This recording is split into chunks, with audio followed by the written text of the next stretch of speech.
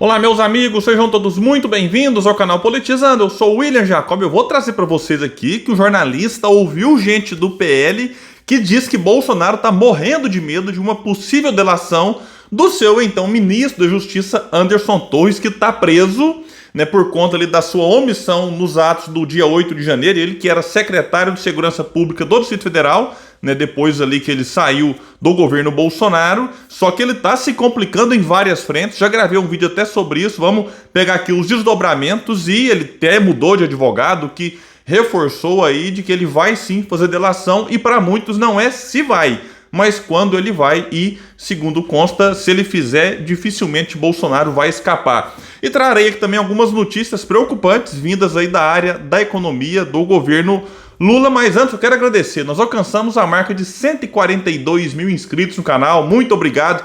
Quem não está inscrito e puder, se inscreva, ativa o sininho, deixa like, deixa dislike também, vai que não gosta do vídeo, comenta aqui embaixo, compartilha, tudo isso, pessoal, é muito importante para que esse nosso trabalho chegue em mais pessoas. Bom, foi divulgado aqui pelo portal de notícias IG que Bolsonaro está com medo, de que a Polícia Federal pressione Anderson Torres por uma eventual delação premiada. O temor é de que o ex-ministro seja convencido a complicar o ex-chefe com a justiça em troca de uma pena mais branda. Reinaldo Azevedo, que eu discordo de quase tudo que ele diz sobre economia e política, mas nessa parte jurídica o Reinaldo tem acertado muito há algum tempo. E ele chegou a escrever o seguinte: Anderson Torres, ex-secretário de Segurança Pública do DF e ex-ministro da Justiça de Bolsonaro, é originalmente delegado da Polícia Federal. Deve saber que está muito encrencado. Os fios que ligam fatos muito graves a seu nome já compõem uma tessitura que está saindo do verbete da suspeita e dos indícios para virar um conjunto robusto de evidências. Aí depois, num longo artigo que o Reinaldo escreve, vou deixar o link para quem quiser ler na íntegra, o Reinaldo elenca ali os possíveis crimes, vamos chamar assim, cometidos por Anderson Torres. E, inclusive, dentro disso aqui tem a minuta golpista que está sendo investigada, tem os atos que levaram já o Anderson Torres para a cadeia. Tem aí também, agora que saiu, uma notícia nova que eu já falei sobre, os bloqueios nas estradas no dia do segundo turno, sendo que na véspera o STF tinha proibido tais operações. Mesmo assim, no dia seguinte, teve lá vários bloqueios da tal operação atípica. Tem a viagem do Anderson Torres para a Bahia para conversar com o chefe da Polícia Federal de lá. Então, assim, é muito encrenca indo pro lado dele. E o Reinaldo finaliza dizendo: não sei se o ex-ministro se dá conta, mas pelo topo fala-se aqui só com crimes listados, e há outros, diz Reinaldo, de 26 anos de cadeia, que fosse reduzida a pena à metade, em razão de atenuantes. Seria ainda assim um sofrimento e tanto. E por quê? Provoca Reinaldo Azevedo e finaliza: se não seguir um bom conselho, que lhe é dado de graça, há o risco de amargar uns bons anos na cadeia. A única boa notícia para ele, nessa hipótese, é a possível companhia do antigo chefe, mas demoraria um tanto. Por um tempo, restará apenas a pantera da solidão. Bom, sobre a delação, que seria aqui o bom conselho para reduzir essa pena, que segundo o Reinaldo, chegaria em torno de 26 anos, pegando atenuantes metade de 13, com a delação poderia cair para bem menos e atenuar, digamos assim, o sofrimento. Sobre ela, a coluna do portal IG ouviu de um membro do PL que atualmente este é o maior temor do ex-presidente. Abre aspas para ele: o Bolsonaro sabe que a justiça quer pegá-lo e o medo é que usem o Torres para isso. E diz aqui que ninguém do grupo, no entanto, reconhece que Bolsonaro tenha cometido ou autorizado seu ex-ministro da Justiça a cometer qualquer tipo de crime. Bom, membro do PL também não ia admitir esse tipo de coisa, E entre as pessoas mais próximas de Jair, porém, existe a convicção de que a descoberta da participação ativa de Torres para impedir a votação de eleitores de Lula no Nordeste vai respingar no antigo governo. Abre aspas: ninguém vai acreditar que um ministro faria isso sozinho e por vontade própria, lembra um ex-funcionário do Planalto. Bem pontuado isso aqui. Será que a Polícia Federal vai achar, que está investigando agora, não, que o Anderson Torres do nada teve essa ideia e agiu sozinho, sem o consentimento e a aprovação e a participação de membros do governo e, quem sabe, até do próprio Jair Bolsonaro ou dos filhos? Então vamos ver o que vai acontecer em relação a isso. Mas esse interlocutor tranquiliza: ninguém vai achar documentos com ordem do presidente para impedir alguém de votar, garante ele aqui. Porém, como possível delação de Anderson, o foco das investigações iriam diretamente para o antigo governo e para Bolsonaro. Então, se não vai achar o documento, de fato, não, eu não consigo imaginar Bolsonaro mandando um zap. Anderson, né, mobiliza aí uma operação da PF para impedir eleitores do Lula de votar no segundo turno. Né? Não acredito nisso, nem um e-mail, nem uma carta, nem um papel, nada. Mas se o Anderson Torres delata, aí ele vai contar o que ele ouviu, de quem ouviu, e aí é que pode complicar muito para Jair Bolsonaro. E um deputado do PL diz: ninguém sabe se o Anderson tem saco roxo para aguentar a bomba sozinho. Aposta nos bastidores, vejam bem. Porém, não é mais se, mas quando ele irá incriminar Bolsonaro. E realmente isso aqui tá, cada dia que passa, fica mais forte essa questão da delação dele. E a Bela Megali divulgou lá no Globo que Anderson Torres está preso desde janeiro e na semana passada mudou de advogado, porque buscava alguém mais distante do universo bolsonarista do que o defensor que o representava. A mudança passou a ser interpretada como o primeiro sinal de uma nova postura de Torres. Então, uma nova postura, segundo muitos apontam, na busca de acordo de delação, até porque não é todo advogado que é especialista em negociar, em fazer esse tipo de acordo, e Bolsonaro, né, para mim, é praticamente carta fora do baralho. Se não estiver preso, é quase certo que estará inelegível. Eu já gravei que, inclusive, né, das 16 ações no TSE, 16, até que podia ser 17 para ficar um número assim bem interessante sobre 2018. A que está mais avançada é a que o PDT abriu, o PDT de Ciro Gomes, que inclusive já está aí com possibilidade de ser votada no primeiro semestre de 2023. Então, podemos ter em breve Bolsonaro inelegível graças ao PDT. E mudando aqui de assunto, falando do governo atual, continua ouvindo notícias, né, ruins, né, nada agradáveis do Ministério da Fazenda e da equipe econômica.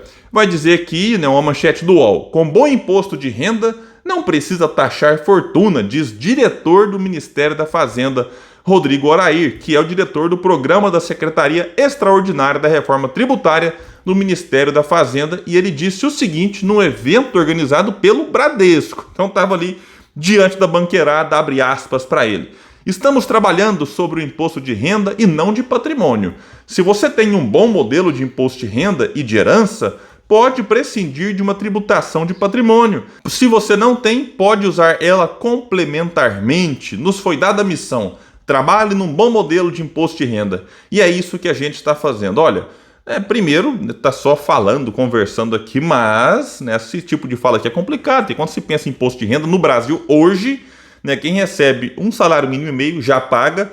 Lula prometeu que agora em maio vai reajustar, né, para 2.640, então quem paga 2 salários mínimos já vai começar a pagar mesmo nesse reajuste, né, interessante, importante, bem menor do que o Lula tinha prometido na campanha, que era de R$5.000, então 2.640, mas ainda assim perto do que foi feito por Bolsonaro, que foi nada de reajuste, já é alguma coisa. Mesmo assim, o Brasil é uma coisa absurda, né, a injustiça tributária que nós temos por aqui, e tributar grandes fortunas seria uma das formas de você, enfim, fazer com que o Estado tenha melhores condições de ter recurso para se investir nas inúmeras áreas em que nós temos uma carência, né, que foi agravada pelo teto de gastos, e agora com esse novo arcabouço fiscal, que é melhor do que o teto? Até porque não sei se seria possível ser pior do que o teto, mas ainda assim, longe do que a gente precisa.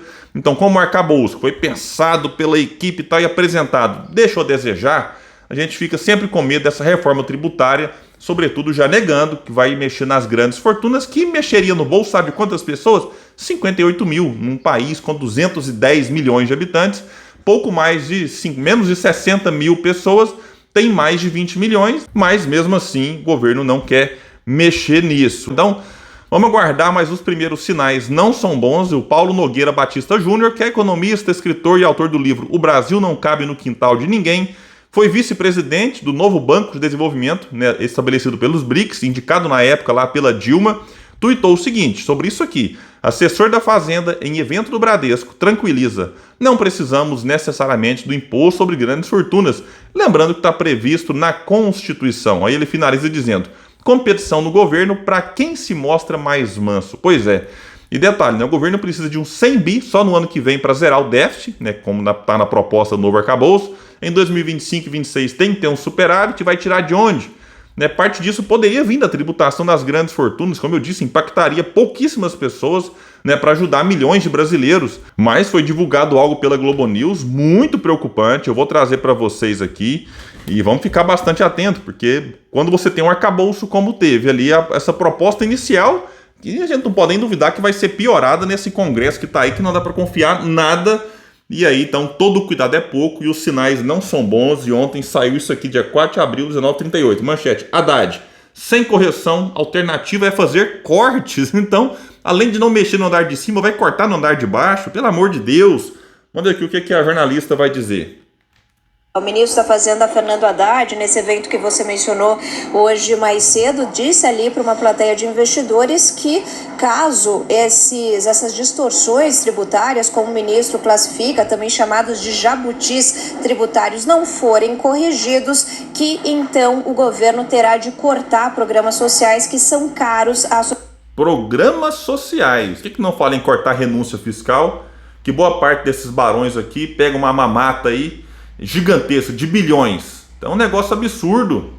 Sociedade. Claro, Tralli, isso também é uma forma do ministro fazer pressão sobre o Congresso Nacional, que em última instância é exatamente quem vai decidir se esses projetos de lei ou medidas provisórias serão ou não aprovados. Então, é claro que o ministro também já está jogando ali para os parlamentares uma pressão para que esses projetos, que serão muito brevemente enviados tanto à Câmara como ao Senado, para que eles sejam aprovados.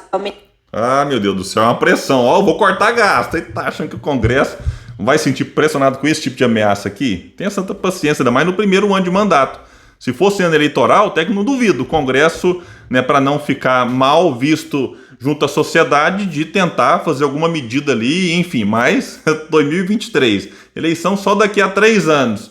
Até daqui 3 anos, infelizmente, muita gente acaba esquecendo aquilo que é aprovado nesse primeiro ano. Esquece até no ano da eleição, imagina há 3 anos. Então, francamente, tá difícil a gente ser otimista com aquilo que a gente tem ouvido vindo da área econômica desse governo. E aí, se você tem problema na economia, o resto do governo vai ter muita dificuldade, porque não adianta você ter ótimas intenções, ótimas ideias, se não tem dinheiro para fazer o que tem que ser feito nesse país, que tem tudo para dar certo, mas se não mudar esse modelo econômico, e aí pode entrar fulano, beltrano, que a gente vai continuar patinando e deixando de decolar, como muitos ministros da Fazenda falam, para tentar iludir as pessoas. Pessoal, então é isso, eu fico por aqui. Quem puder, espalhe e compartilhe esse vídeo, bora trazer mais pessoas para o canal Politizando, um espaço que luta por um Brasil melhor.